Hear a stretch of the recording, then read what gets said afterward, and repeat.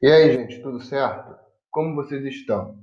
Hoje a gente introduz, né, o que vai ser chamado de Império Romano, né, a grande conquista ali que os romanos vão executar. Hoje a gente vai falar basicamente da formação dos povos que habitavam e como vai ser a divisão social e também a divisão histórica que a gente faz para facilitar o estudo. Então, hoje a gente vai falar sobre a formação e a origem do Império Romano. Roma Antiga, formação. Vamos lá. Localizada na Península Itálica, na costa central do Mar Mediterrâneo. Vejam que nós continuamos falando do Mar Mediterrâneo, né? O Mar Mediterrâneo ali, que próximo da Grécia, né? Próximo ali ao Mar Adriático.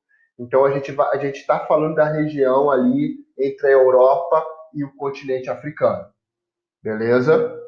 Ao longo dos anos, diversos povos se instalaram na região. Entre eles, vamos lá, os italiotas ocuparam a região central da península. Veja que está aqui, ó, de amarelinho. Também aqui está escrito assim, ó, latinos. Os latinos são um povo de origem italiota, beleza? Etruscos, que se estabeleceram na península por volta do século IX a.C. Está aqui em cima, ó, etruscos, essa parte verde aqui. Este vai ser um povo fundamental, né? Vão ser eles que vão fundar a monarquia romana. Então, eles vão ser ali a base de sustentação de tudo que vai dar origem à República e ao Império, né? Eles vão fundar a monarquia romana. E vejam aqui, ó, os gregos, que ocuparam a região durante o período da colonização grega, que vão ficar aqui na parte sul, tá? Aqui de azul, ó, grego. Tranquilo? Então, esses povos vão ser, obviamente, outros povos vão ocupar a região, enfim, mas esses são os povos fundamentais ali para a construção do que a gente chama de Roma Antiga. A fundação de Roma, ela tem duas vertentes, né? Tem a vertente histórica e tem a vertente, digamos, fantasiosa da origem, né? A origem mítica de Roma. Vamos falar então sobre a formação é, histórica, né? De o que de fato foi. Os italiotas, ou seja, latinos, vejam aqui, ó, latinos, fundaram diversas aldeias, entre elas Roma. Está aqui, ó, Roma de vermelho, aqui, ó, bolota vermelha. Posteriormente, os etruscos conquistaram a região e expandiram o seu território. Então vejam bem, o povo que ocupava aqui ao norte vai tomar essa região dos latinos e começa então a expansão do território, né? Os etruscos vão ocupar a região que aí era ocupada pelos latinos e vão fundar a monarquia. E daí o que a gente conhece como o Império Romano, né, a Roma Antiga, começa a crescer. E nas próximas aulas a gente vai ver a dimensão do império que Roma vai se tornar. Origem lendária de Roma. Baseada na visão do poeta Virgílio, entre 70 e 19 a.C., conta que Roma foi fundada por dois irmãos gêmeos, Rômulo e Remo, né, que é uma loba e duas crianças mamando nessa loba, né? Inclusive aí para quem gosta de futebol, esse é o símbolo do time da Roma, né? Essa rapidinho falar sobre essa visão lendária aí. Rômulo e Remo eram gêmeos, né? Netos de um rei chamado Numitor, da cidade de Alba Longa, e sendo que o irmão desse Numitor, ele tomou o trono, né? Ele usurpou o trono e mandou que abandonassem as duas crianças num cesto no rio, né? No rio Tibre, se eu não me engano. E Isso foi feito, as crianças desceram parte do rio, né, dentro do cesto, e foram encontradas, né, por uma loba. E essa loba amamentou e criou, assim, cuidou a princípio ali das crianças, mas depois essas crianças foram encontradas por um agricultor, né, por um pastor, na verdade, pastor de ovelhas, chamado Faustolo, que cuidou e criou as crianças. E essas crianças se tornaram adultas, né, e conseguiram conquistar o trono de Alba Longa, que eles de fato tinham direito. E com isso eles ganharam o direito de fundar uma cidade onde hoje é Roma, que coincidentemente era onde a loba os encontrou. Então essa daí é a origem mítica da, da formação de Roma, beleza?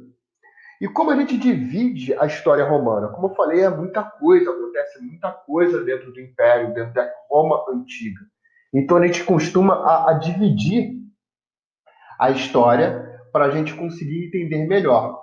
Então, no primeiro momento, a gente vai ter a monarquia, que vai de 763 a 509 a.C., em que Roma era uma pequena cidade sob influência etrusca, ou seja, era uma monarquia fundada pelos etruscos.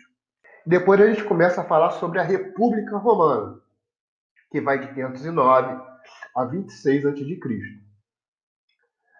Nesse momento, Roma se desenvolveu e expandiu seu território, tornando-se uma das maiores civilizações do mundo antigo. E, por fim, veio o Império, que começa antes de Cristo e termina 476 depois de Cristo. Roma desfrutou de estabilidade política por cerca de 2 séculos. A partir de então, ocorreu o lento declínio da civilização romana. Em 476, a gente fala que ocorre o fim do Império Romano. Só que a gente percebe, quando a gente está estudando aqui Roma Antiga, que vai ser fim do Império Romano do Ocidente. Que lá no Oriente, o Império Romano ainda vai continuar, né? Daí na cidade de Bizâncio ou Constantinopla. A gente vai falar sobre essa divisão do Império Romano quando a gente estivermos falando do Império. Tranquilo? Vamos seguir. Sociedade Romana. A sociedade romana vai ser dividida da seguinte forma: nós vamos ter classes sociais diferenciadas, né? Uma sociedade estratificada. A gente vai ter os chamados patrícios, que vão ser a classe privilegiada da sociedade romana. Né? Eles vão estar no topo da pirâmide social. Está aqui, ó, no topo, são os patrícios. E quem eram esses patrícios? Grandes proprietários de terras, rebanhos e escravos. Desfrutavam do direito político e podiam desempenhar altas funções públicas no exército, na religião, na justiça ou na administração pública. Eram os cidadãos romanos.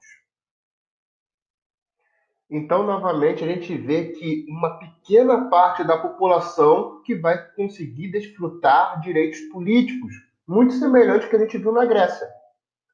Né? Os patrícios vão controlar a sociedade romana, a princípio aqui. Né? Logo abaixo dos patrícios, nós temos aí os clientes. Está aqui, ó, dependentes e agregados. Quem eram os clientes? Homens livres que se associavam aos patrícios, prestando-lhe diversos serviços pessoais em troca de auxílio econômico e proteção social. Então, os patrícios vão ser apoiados pelos clientes, porque esses clientes eles recebem favores desses patrícios. Logo depois a gente vê os plebeus. E os plebeus era a maioria da população romana. E vejam aqui que está escrito, ó, a princípio não tinham direitos. Depois os plebeus vão conseguir seus direitos, vão batalhar e vão conseguir sua representatividade e seus direitos. Quem eram os plebeus? Homens e mulheres livres que se dedicavam ao comércio, ao artesanato e aos trabalhos agrícolas. Constituíam a maior parte da população romana e, a princípio, não tinha o direito de cidadão. Só que depois os patrícios vão perceber que eles não conseguem governar sem o apoio dos plebeus. Tranquilo? Porque aqui, ó, massa do exército, maioria, ou seja, os plebeus, a gente vai entender que eles vão compor a maior parte do exército romano. E sem o apoio desse exército romano, vai ser impossível expandir ou manter territórios conquistados. Daí os plebeus vão conseguir seus direitos. E lá na base da sociedade estavam os escravos, as pessoas escravizadas. Quem eram eles? Inicialmente devedores incapazes de pagar suas dívidas. Novamente, a gente vê aqui o quê? Escravidão por dívida, igual acontecia na Grécia. Posteriormente, com a expansão militar, o grupo passou a incluir prisioneiros de guerra. E isso vai ser algo que vai fazer com que Roma cresça, mas vai gerar depois uma série de consequências sociais no interior do Império Romano. Isso pode ser apontado, por exemplo, como um dos aspectos que podem levar ao fim do Império Romano do Ocidente. Monarquia Romana, né? Vamos lá, então. Sobre o domínio etrusco, iniciou-se em Roma um processo de organização política e social que resultou no regime monárquico. Na monarquia romana, a monarquia romana era governada por um rei, pelo Senado e pela Assembleia Curial. Vamos entender, então, o que cada um desses setores sociais fazem dentro do governo na Roma no período monárquico. O rei exercia funções de chefe militar, religioso e judicial. Era fiscalizado pela Assembleia Curial e pelo Senado. Ou seja, o rei romano ele concentra em suas mãos diversos poderes. Os poderes religiosos, os poderes militares e os poderes judiciais, ou seja, de julgar. Né? Então, é uma monarquia que concentra todos os poderes na figura do rei. Só que esse rei ele vai ser administrado, né? Ele vai ser vigiado por outras entidades ali que vão compor, né, a alta cúpula, digamos assim, da elite romana. A gente está falando aí da Assembleia Curial e do Senado. Senado era um conselho formado pelos cidadãos mais idosos. Daí o nome senil, né, de sênior, de ancião. Daí o nome Senado. Era composto por cidadãos mais idosos, que eram chefes de famílias considerados importantes. Tinha como principais funções propor novas leis e fiscalizar as ações do rei. Beleza, mas vejam bem aqui, ó, pelos cidadãos mais idosos. Em Roma, assim como na Grécia, o conceito de cidadania é um conceito muito curto, né? Não abrange a maior parte da população. A gente está falando aqui de quem compunha o Senado eram os patrícios mais velhos, os patrícios idosos, a elite romana idosa. Beleza? Vamos lá. A Assembleia Curial compunha-se de cidadãos, homens em condições de servir o exército, agrupados em cúrias, que significa clã. Tinha como principais funções eleger altos funcionários e aprovar ou rejeitar leis. Né? Aprovar, não aprovas. Beleza? Vamos voltar aqui para esse esquema na página anterior. Monarquia romana. A gente tem aqui, ó, rei, né? São os braços da monarquia. O rei, ele tem o poder da justiça, religioso e do exército. E ele é vigiado por quem? Pelo Senado, que é composto por patrícios. A economia na monarquia romana: agricultura, pecuária e comércio. Monarquia romana e seu cuidado com as cidades, né? as cidades romanas vai ter esgoto, né, canalizado, digamos assim, muralhas que protegem as cidades. E a arquitetura romana está de pé até hoje. A gente vê aí, por exemplo, o Coliseu. Né? Religião.